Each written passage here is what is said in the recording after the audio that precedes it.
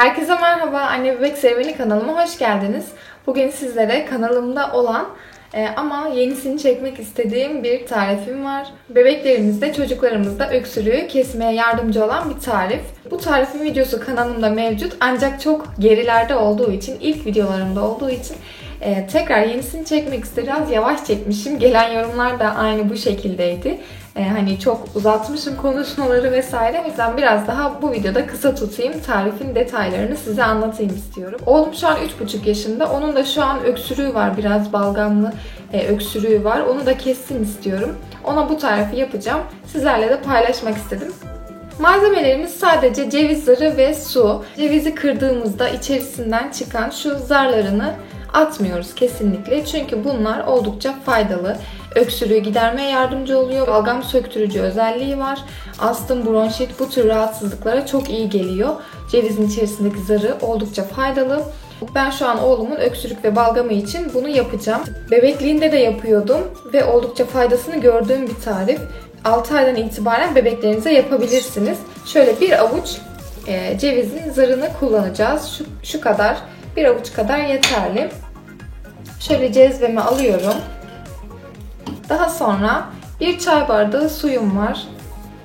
Şöyle bir çay bardağı suyumu üzerine ekliyorum. Ve kaynamaya bırakıyorum. Şöyle altını açıyorum. Güzelce kaynamasını sağlayacağım. Burada kaynadıktan sonra rengi zaten koyulaşmaya başlayacak. Kaynamaya başlayınca 5 dakika sonunda ceviz zarlarını süzüp çocuğunuza, bebeğinize kendiniz içebilirsiniz.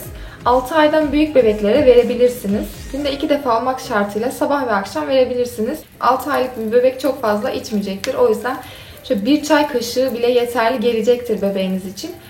Çok hepsini vermeye çalışmayın. 1 yaşından büyük bebekler hepsini içebilir. İçebildiği kadar verebilirsiniz. Şimdi ben bu bir çay bardağıyla yaptığım tarifi yarısını şimdi vereceğim, yarısını da akşam vereceğim. Bu şekilde 3 yaşındaki çocuğuma vermiş olacağım. Böyle yakından göstereyim size. Biraz rengi dönmeye başladı. 5 dakika boyunca bu şekilde kaynamaya devam etsin. Daha sonra süzme işlemine geçeceğiz. Evet, 5 dakikanın sonunda artık şu şekilde tamamen rengini bıraktı. Şimdi şöyle bardağıma süzeceğim.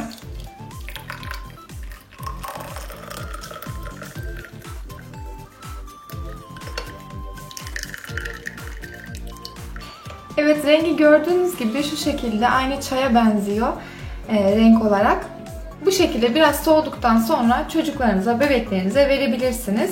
Biliyorsunuz ki cevizin faydaları say say bitmiyor. Özellikle beyin gelişimi için cevizin ne kadar yararlı olduğunu hepimiz biliyoruz.